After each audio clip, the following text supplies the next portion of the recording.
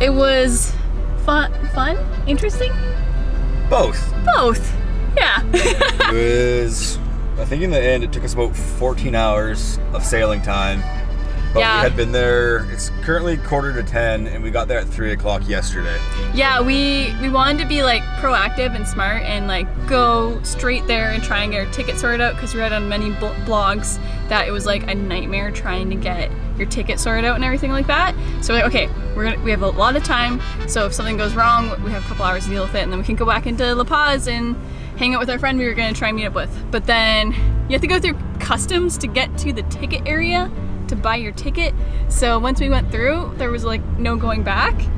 So we're like, oh shoot, we're stuck here now. And in order to get your ticket, we didn't film any of this just because it's like a government area. So yeah, I didn't want them yelling at us for having our camera out. But you have to go through customs like as if you were at a border, but then you have to prove that your vehicle has been imported into Mexico with a temporary permit, and you have to have your Mexican insurance. You then have to weigh your vehicle, and I think they measured like the length and height as well. Yeah. And then they allow you to buy the tickets. But once you buy the tickets, you're only allowed one driver per vehicle, and the passenger's not allowed to come in the vehicle. Yeah. So at that point, then Vanessa and I split different ways, and that's when we were like, shoot, we can't go back out. So then Vanessa went into like a lounge waiting area, and then I believe they brought her like onto the truck, or onto the boat, sorry. Yeah. And then they basically put me into like a random lineup with a bunch of different sized vehicles. And then funny enough, actually I had to then jump another person's vehicle because I was the only person that had jumper cables. And then they loaded us on, and then I had to go find Vanessa on the boat. So it was a fun afternoon.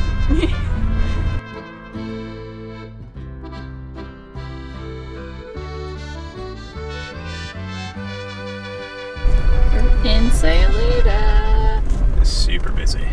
It is hella busy. We didn't realize we went through a time zone either change. So Josh was like, we still are an hour away, but actually we weren't. We just all of a sudden showed up here. So that's a nice little surprise. It's a cute shop. There's a lot of cute shops here, and a lot of tourists. But I'm excited to check out this town.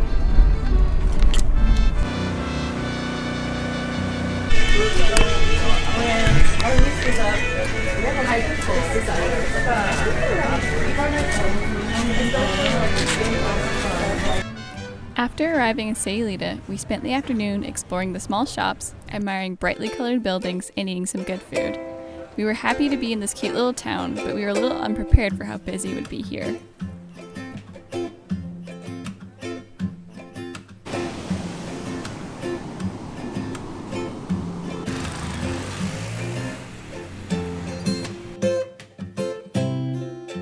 The next morning, we got up early and went to a coffee shop to get some work done while we had some Wi-Fi, and also to eat some good breakfast. This spot had the best chai latte I've ever had, and we were drooling over the interior.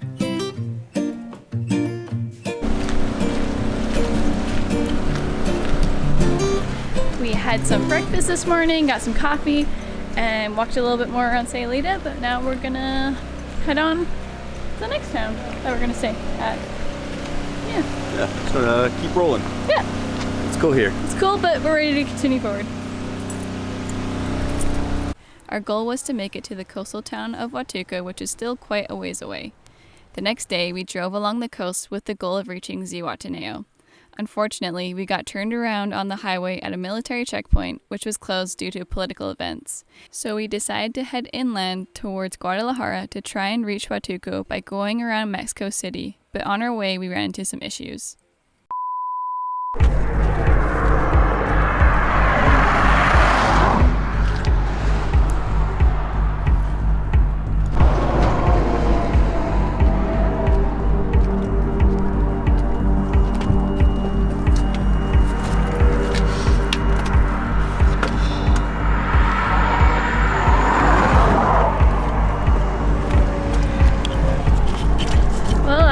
Crazy day just got crazier. Something blew on the Land Cruiser. And we're trying to troubleshoot it. Stuck on the side of the highway though.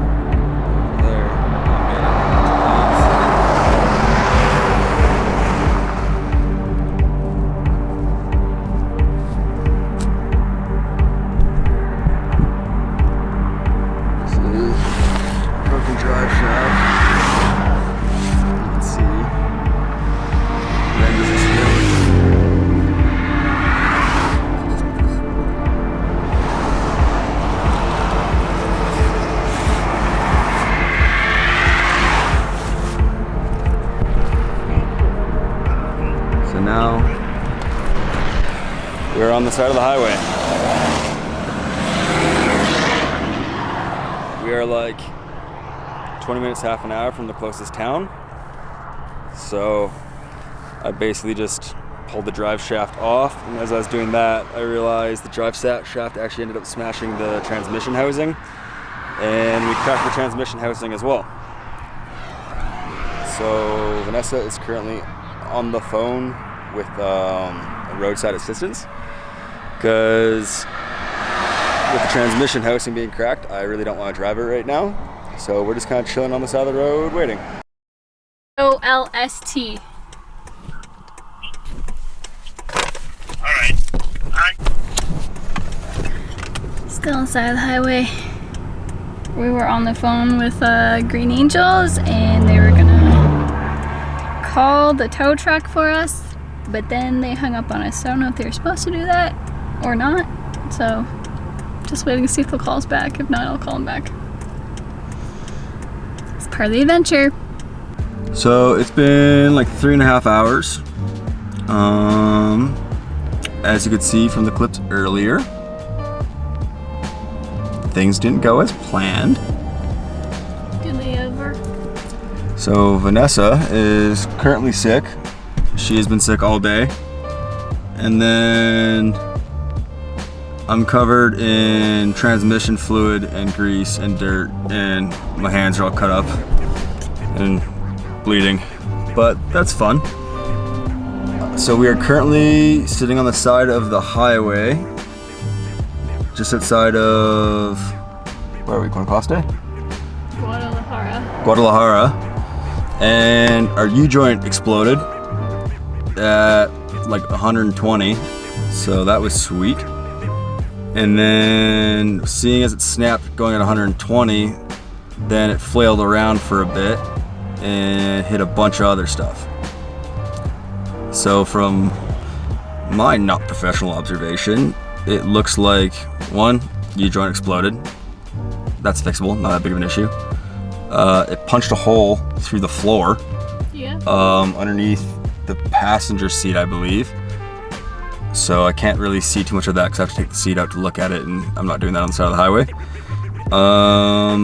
The transmission housing has a big crack in it now, which is pretty insane because that takes a lot of force to do. But it bent the lip of the transmission housing, and there's about like probably about a 1/2 inch to 1 inch crack, thick and probably about 4 or 5 inches long. So that's pretty gnarly. We also smashed our rear heater lines, so those are all punctured now. So there's a hole in the floor, transmission is smashed up, U-joint exploded, and we're still on the highway waiting for a tow truck. So I fixed as much as I could. I think I could probably drive it still in 2-wheel drive, and just because I disconnected the front drive shaft and took the whole shaft off. So I think I could just drive it in rear-wheel drive right now. But because of the transmission being cracked, I don't remember if we filmed how much fluid there was, but I'll try and throw a photo in or something, because we dumped a lot. So yeah, so I used our good friend JB Weld, and I tried to try and patch the transmission for right now, just to try and get it moving again. It didn't sound overly happy, so I decided, you know what, better than just screwing the whole transmission over, just wait. So we called the tow truck, and we are sitting on the side of the highway. We just packed up all of our stuff, and we were told they'd be here in about 20 minutes. About 40 minutes ago. 2 hours later. So it is now 7:30 at night. There is still nobody who has come to pick us up. We were told it would be about 10-20 minutes over an hour ago, and now we wait. So we're sitting here. It is now completely pitch black out. We tried to call the towing number again, and it now just continues to hang up on us when we call. So that's cool. So yeah, we're still hanging on the side of the highway. We are honestly kind of preparing to sleep on the side of the road. Although it is only 7:30, we're kind of like, you know what? Screw it. I have also contemplated just starting to drive, but I don't know if that's the best idea because we can only go like 5-10 kilometers an hour, and it's super dark, so it doesn't feel like the safest option. So probably sleeping here for the night and just having an earlier start tomorrow would be the best option. So this is where our day is taking us. Not super great, but that's all part of it. Nobody wants to hear all the good stuff. Everybody likes to hear the bad side of stories. Vanessa is still sick, so I think she has maybe thrown up once again since we talked last time. It's been a minute. We're just hanging out. I'm slowly sipping water. Feel kind of achy though. I'm crampy, so it's not fun. So, sleeping on the side of the highway. Sleeping at a hotel. One sounds a lot nicer right now. I really hope we can. Because I'd also really like to have a shower to wash all this fluid off of me. Yeah, your hair is red from this fluid. Yeah, my hair is dyed red right now. So we just talked to the company again. It is now after 9. We're still on the side of the road. We had honestly kind of just committed to sleeping here. And then the company actually called us back and asked if we had gotten towed. And when we told them no, they were confused.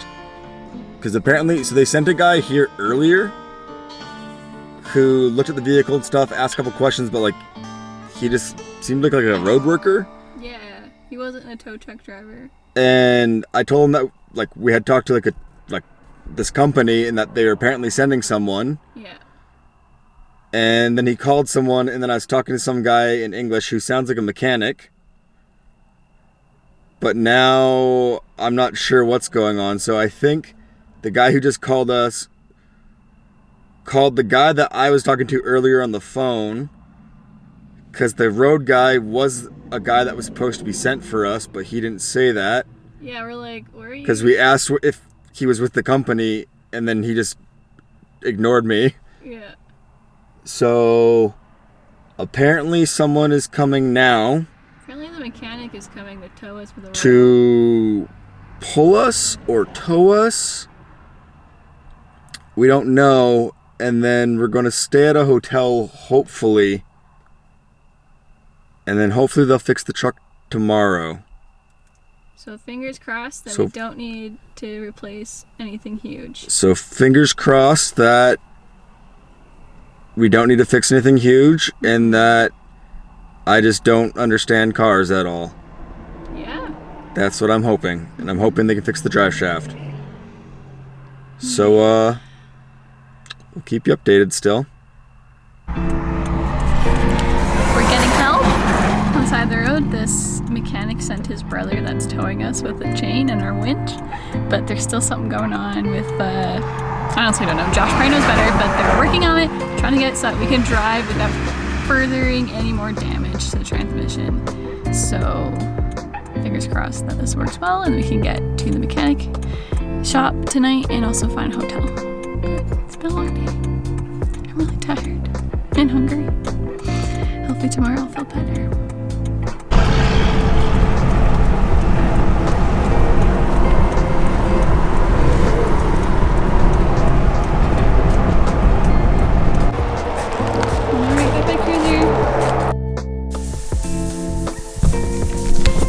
We made it to a hotel.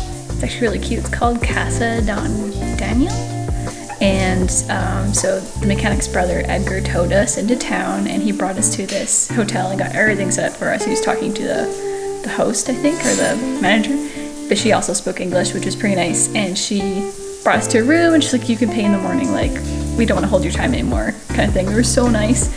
And now we're just chilling, gonna have showers, Josh needs to shower really bad because he's covered in transmission fluid.